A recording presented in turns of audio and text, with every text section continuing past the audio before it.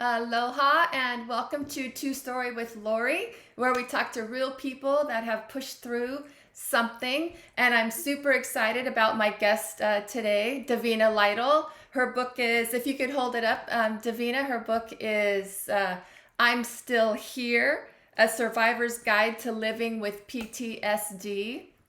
It's available on Amazon. And thank you, Davina, for being here. I'm so excited to Well, you're talk to welcome. you. Very Yes. excited to be here. Good. Finally. I know, finally, it's worked out. We've been patient. And Yes. so I'm excited. And so I, um, I just, first of all, your story is like mind blowing. So thank you for sticking around and, doing what you need to do to heal and have purpose and be significant and all that. That's so admirable. After what you went through, I really admire that. So thank you. Well, thank Um, you. in the very beginning, like in your the blurb, right, your book description, you say it is, and Yeah. I didn't write every single word, but you say it is my hope that you feel less alone. You're talking to the reader. It's my hope that you feel less alone, that you know that you are valued.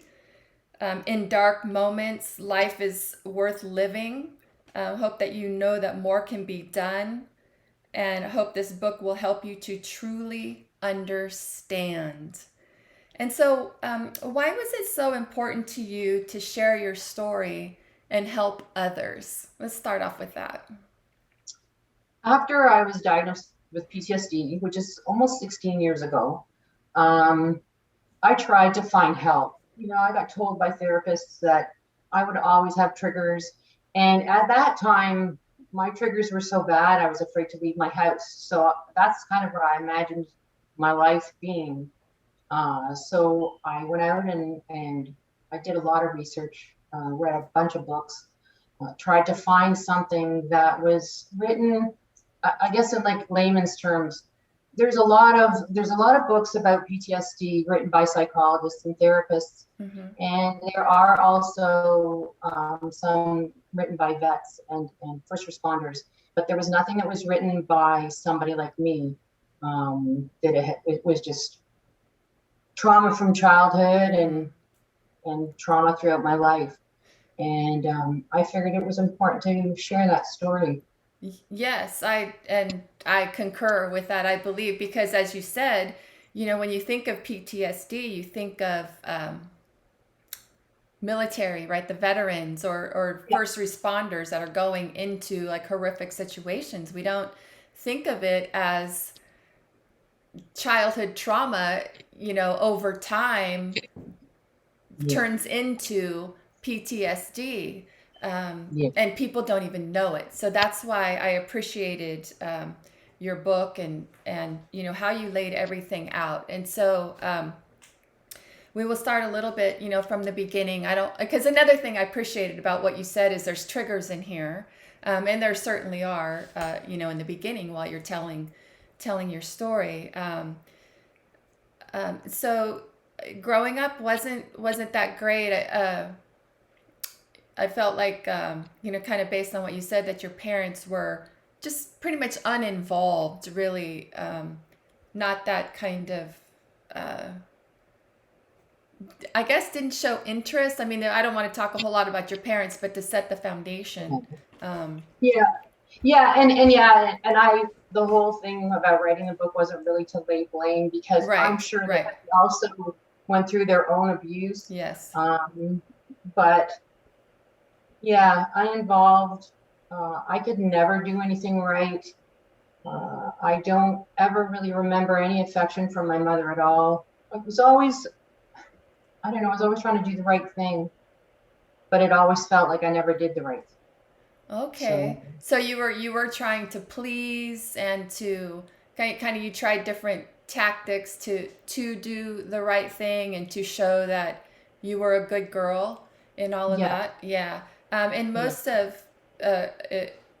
it sounds like most of your childhood trauma actually came from your older brother. Um, Well, that's kind of what I thought in the beginning, but Mm-hmm. through therapy, it started with my father and then progressed with my older brother. And I believe that he also was abused. I mean, he was kicked out of the house when he was 16 years old and pretty much, I don't know, disappeared. He would come Mm. around occasionally, but he did a lot of threatening of myself and my mother. So there wasn't a real connection. And I didn't really think too much about him until after he passed. And he passed 6 years ago now. Okay. And that's when things really kind of started to change. Because when I started talking about my abuse from him, the family stopped talking to me. So, and pretty much hasn't talked to me since. Wow. So therefore invalidated your truth again, Mm-hmm. because it you weren't being heard during the time, and we don't have to go into the details, but your brother would lock you in basically a school size locker, Yeah. like the old days where you opened up and you had a 12 by 12 Yeah. locker, and he would put you in there for like all day. Oh, yeah. Yeah. Yeah. My mother and my father would leave. Well, at the lockers, it started with a closet, a really small closet. But then after my father left, for some strange reason, my mother bought these lockers for downstairs. And she would leave in the morning, and that's where I would spend my day. And then he would let me out. Just as it's like he sat by the window waiting for her to come, And Mm-hmm. as soon as he would see the car, he would come running. I could hear him come running, but she never believed me. It was Yeah. And uh, so could you sit down, or I mean it's 12 by 12, no, so you no, basically had to stand up for 8 9 yeah. Well, hours.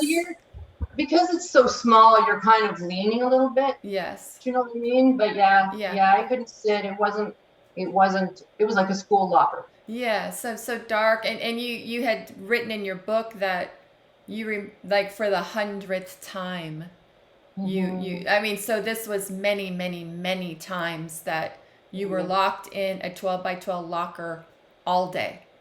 yeah, yeah. Yes. Yeah. Yeah. And it's made me absolutely terrified. Like if I go into a washroom in a gas station or a restaurant or something, just a little while ago when Gary and I were traveling here, um, I went to open the door and the lock didn't work. And I immediately go to that, oh my God, I'm stuck. Mm-hmm. I'm not gonna be able to get out. I'm getting to the point, well, I just told myself it's okay, just relax, breathe, open the door, but I am very claustrophobic. Yes, yeah, justifiably so, right? Just kind of for further context, in case somebody's wondering. I mean, did you try to kick the door down, or did you try to get out? Oh yeah, Yeah, absolutely. yeah, But it's hard to when you're kind of in there sideways yeah, and yeah, yeah. there was no getting out of it. Okay. And so I know there were other things, a drowning, death threats, from your brother. And this was like at a young age, right? Like starting at a very young age. Oh yeah, Yeah, yeah. Um, yeah. and so these things were building up inside you. Your parents weren't believing you, and day after day, these things were happening, and so you, you retreated, or what happened like inside little Davina? Well, that was like happening after I years. think I think that I learned how to dissociate like most people, most children do when they're traumatized. Mm-hmm. Um, Nobody in my school knew what was going on. Nobody knew what was going on.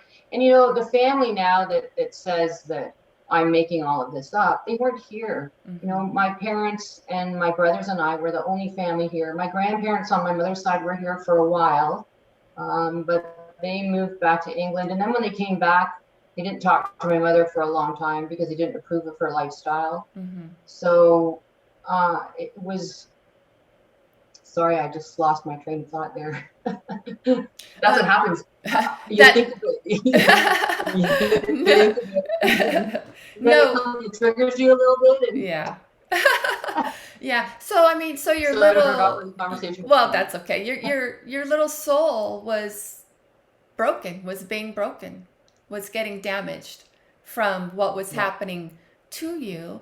And even though you kind of retreated and disassociated, did the best you could, these things were piling on top of each other. But also, you didn't, as a child, you don't realize. You just think this is my normal. This is it.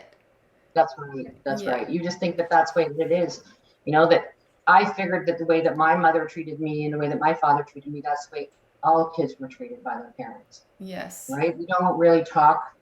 It wasn't really talked about back then. I don't really think a lot of it's talked about even still. Uh, you know, um, yeah, you just go along thinking that things are supposed to be that way. Mm-hmm. Yeah. And so then your parents, they got a divorce, I think right around when you were 13, I believe is what it said, Yeah, in the yeah, book. And then, just, to pile on, you go on vacation and, w- you went with your tour guide, right, out to a party, or you thought you that's were right. going to a party. And, And I trusted him because my father trusted him. He had known him from previous trips, and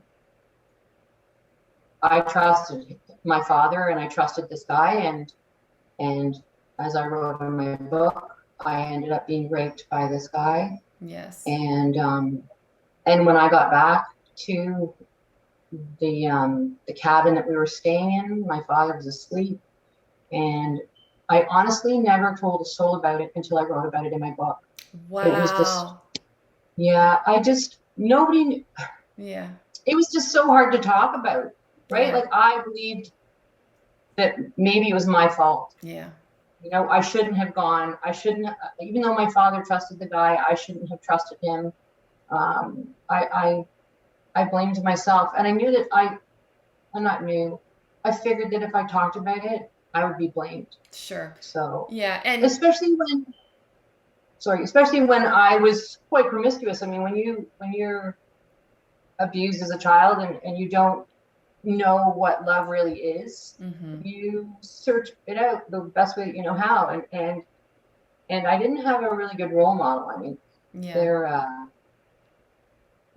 Yeah. so So it was so I just sorry, I just yeah. thought that I would get blamed, that they would say that it was my fault. So I Mm-hmm. kept it to myself. Right. And I went from one abusive relationship to another. Yeah, yeah. And of course, I mean you had a whole lifetime set up of not being believed, so it makes sense that you wouldn't be believed. Um so I just wanted to say, so that's the foundation that leads up to years later when you're at work. And I forget the type of business, but anyway, you were like a receptionist or a secretary, a office manager, or so, like kind of like the first person that you see when you walk in the door. I was actually doing reception that day because the receptionist was at a funeral. So it wasn't my job. I Oh, was covering. It was just in the wrong place at the wrong time. So yeah, yes. he came in and I never saw a gun. He threatened that he had a gun. When I kind of looked to see if he had a gun, he said, it's in the car. You don't want to see any blood, do you? And I was told that that wasn't a threat. The fact that he told me he had a gun to tell the guy that he was looking for that his name was Dracula, all of that apparently was not a threat to my life, that I shouldn't have felt the way that I felt. Um, but from that moment on, there was 2 years where I never left my house, except to go to therapy appointments. I was absolutely terrified. I ended up with agoraphobia, as well as all the other symptoms, the depression, the Yes. flash, Yeah. the anxiety. So it And then was it was after that day when the man came in and threatened with a gun at your workplace. It was that day, that spiraled you down even more, but almost all sort of in a way was also the day that started your healing process. Well, yeah, because up until that point, I had always been hyper vigilant. My kids had said that they couldn't come into my room at night because if they're having a nightmare, because I would gasp, I would scare them. Mm. So I had always had nightmares and flashbacks, but I never really knew what they were from. And then when I was diagnosed, because it happened at work, I had to go. They made me go for therapy, Mm-hmm. and I had to write what my family was like, what my childhood was like, and that's when I got told that none of that was right. The stuff that had happened to me was not right. And then now you're dealing with all this other stuff that you buried, Yes. and and being told that the only way to get through it is to get past it was to go through it and talk about the abuse and go through all the traumas again, which was something that I did not want to do. And for Yeah. probably about the first 10 years, I I fought it. I did therapy for the first 3, 4, and then said, I'm not doing anymore. I'm done. It's Mm-hmm. triggering. I felt like it was keeping me behind. But then when I decided that I was going to do the therapy again, Uh-huh. and I started with the traumatic incident reduction therapy, that really, really helped me. And that's when I uncovered who was the person that was in my dreams, my nightmares. And once I uncovered that that was my father, I haven't had that dream since, that nightmare. I haven't had it. It's like it took all the power out of it. And because that happened, then I decided that I needed to go through the rest of it. You know what I mean? I wanted to get past it. And Yes. it's been a long road, but writing about it was so cathartic. And don't get me wrong, you spend a lot of time crying as you're Mm-hmm. uncovering stuff and Yes. you're writing about it. Yes. But now I'm I don't want to say my old self because I don't ever remember having this kind of confidence. But So you're I'm your new finally living that. self. You're your new Yes, self. Yes. yes. Yeah. So back when you were kind of in therapy, maybe it's ongoing, but It is. there, yeah, yeah. Just kind of when it came out that the bottom line was the PTSD was the main thing. You write about different ways it showed up in your life, like not being able to go outside, keeping the curtains closed, all of that. But you tell a story about driving, and I think you got stuck in the middle of an intersection. I just thought, what a great picture, because again, you PTSD can show up in so many different ways. It doesn't have to be a loud noise or something. So talk about that day in the intersection, like what happened. It was the first time. It was the first time pretty much that I had driven in the area where I got held up. I had to go to a doctor's appointment there, So was and this was this like and then 2 years later almost, or was this a time later or like recent? it was. I'm trying to remember exactly when that was. Well, it It was doesn't. probably in between 2 and 5 years after Oh, I okay. got held Okay. up. Okay. So it took me a long time to be able to go back into that area. Yeah. And I just, as I was turning onto the street, which even though it was probably 5 blocks away, as I went to turn onto that street, and I hadn't turned left in a long time either. I talk about it in my book. I would drive around and around, like I would just Mm-hmm. go right so that I wouldn't have to go left because I Yes. was terrified that I was going to get in an accident. And I don't know why I Mm-hmm. was, but I was. Mm-hmm. And I froze in the middle of the intersection. And the more that people beat their horns at me, the more triggered I was. And I eventually talked myself out of it, and I Mm-hmm. pulled through and pulled over to the side of the road and had a good cry. But it's debilitating. It Yes. really is. Yeah. Your brain, like I said earlier, when we started talking about that one question, there's things that people say there's smells, there's you're walking along, you're talking along, you're doing whatever, and all of a sudden you get a trigger and you forget where you were. You don't remember what you're talking about. You're in that trigger. And I'm going to say it's gotten a lot better. Mm-hmm. When they told me back when I first was diagnosed that I was going to have these triggers, and I thought, wow, I mean, I had been in a trigger for, by the time I think I got out the first one by myself, it had been 2 years pretty much. So I figured triggers would always be like that I would be terrified, I wouldn't be able to go anywhere. But the triggers get better as you deal with them, and you know where they're coming from. You can get through them a lot faster. And now I get triggers, but I'm able to say, okay, that was then and this is now. That's how it's like your inner child is reacting.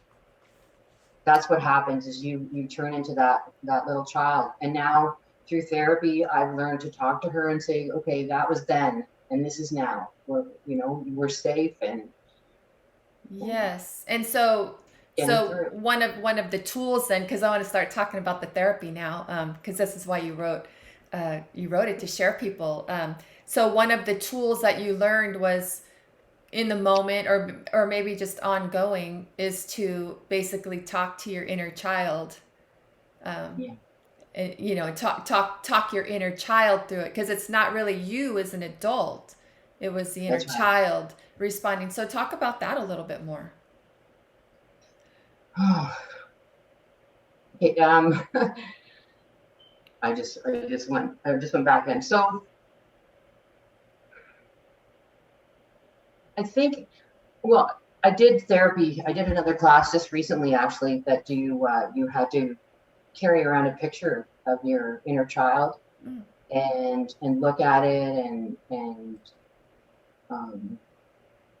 try and remember what you were like back then. Because the biggest thing about being abused and living with PTSD is the shame behind it, Mm. right? Thinking that, okay, so obviously I would tell myself that I was promiscuous and that I deserved to be abused, right? Yes. But knowing now as an adult, no, that's not the way that it is. You're just a child. So I carried around this picture of myself. It was the one where my mother had cut off all my hair in anger, and it reminded me so much of how little I was and how vulnerable I was, Mm. and that I was just a child. And Yes. when you can connect that, it really, really helps you to get through it. Yes. That none of that was my fault. I didn't ask for any of that, and I would say for the majority of my life, I blamed myself. I Mm. I thought for some reason that the way that I was, the child that I was, the personality that I had, whatever, was what caused all of that. Instead of just saying you were a child and you were vulnerable and you were taken advantage of. Yes. Yeah. So through your therapy, have you been able to let go of that shame, or of the blame, I should say, of thinking that it was your fault? Oh yeah, Oh, yeah. okay, good. That's been in the last year or two, pretty Okay. much, So that that I know. that is something that you can fully heal from, then the whole idea that it was your fault, that Yes, you made these things. So okay. So that's very hopeful. It takes time. What was it does. yeah, what was another kind of well, I think you got a service dog. You were able to get a service dog. Yeah, I did. I had a service dog for 3 years, and that was a real challenge because people don't understand that he's not supposed to be touched, that he's supposed to Mm, be paying attention to you. And when he's not, when somebody else is touching them, then he's not got an eye on you. right. So everywhere I went, absolutely everywhere I went, people were touching him, insulting me, saying, like I told one person to just leave him alone, that he was a service dog, and I got told to grow up.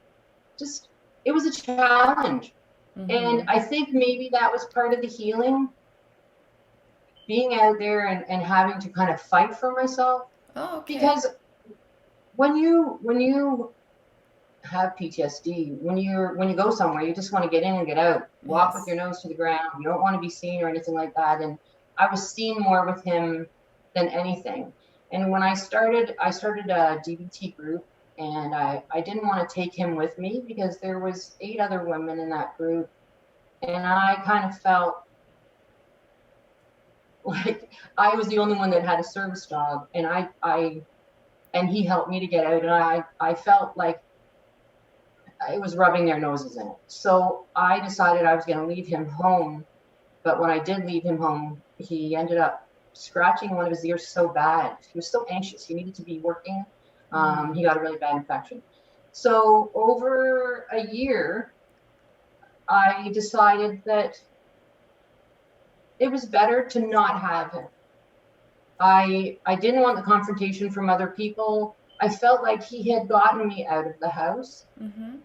He gave me the courage to get out. And when I talked to National Service Dogs, they said that there were 5 other dogs that went out with Laddie. We had to go to class together, Mm-hmm. and 4 of them had come back. And she said that's kind of the natural progression. They help you to get out, they help you to get your life back, and then you just don't need them anymore. It draws too much attention. I did not want to be the girl with PTSD Sure. forever. And Sure. and when you have a dog and you're going out with them, you're having to tell people that that's why you have them. Mm. Yeah. So it sounded like though the dog during the time that you had him, the what was supposed to happen happened. The dog helped you get outside, so you were kind of healed through that with the help of the dog. Yeah. So besides the input from people, it sounded like the dog was great. You know. Oh, he was. He Yeah. was. And I Yeah. miss him. And I think, Yeah. I gave him back.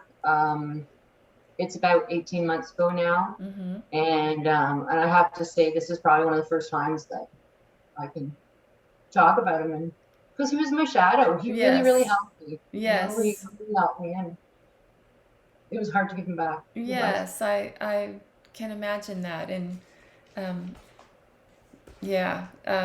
So we're almost coming up on the time. But was there any other kind of therapy or anything else that you have used, tried, that worked for you? Kind I think actually one of the most important ones that I've done was I started at the Gatehouse this year, and it was a group with, I'm trying to remember because there was a couple of women that kind of came and went, and some didn't come back. of. Mm-hmm. But there was 7 women, 7 or 8 women, and the facilitators are also child sexual abuse survivors. And being in that group with all those different women, different ages, different ethnic backgrounds and stuff really, really helped me to realize that I am not alone. Hearing their stories, I think that's the most important thing, is knowing that you're not alone. And that's what I wanted to get across with my book. Yeah. Do the therapy, join groups, especially groups of other like-minded people. Like getting on Twitter and being part of the mental health community, that Mm-hmm. really helped me as well. Um, as I mentioned in my book, distance yourself from the people, places, and things that exacerbate your symptoms. Mm-hmm. Because, if you're trying to explain to somebody, and with my family, they just didn't believe me. Right. Yeah. And trying to get them to believe something that is so hard to already talk about. I mean, incest is a very shameful word. Do you know what I mean? And Mm-hmm. talking about it, Mm-hmm. admitting that these things have happened to you, and then being told that you're lying is just, it's not helpful, and you're not going to move forward. Yes. So Yeah. I distanced myself from my family, and it was only supposed to be until I grew stronger But my kids haven't talked to me in 3 years. I Mm, do miss them, yeah. but I can't be accused of lying. I can't fight to try and prove what happened to me. Yes. You can't move forward when you're dealing with that. You need people that are supportive and people that understand to move forward. So that's Yes. Yeah. And actually, Davina, I think that's a beautiful place to end. You need people that understand and that will help you move forward. Bottom line. So, I, thank you. I was yes. really nervous. No, so let me just say thank you to everybody that watched Davina. Stick around, but aloha and mahalo, and we will see you next time.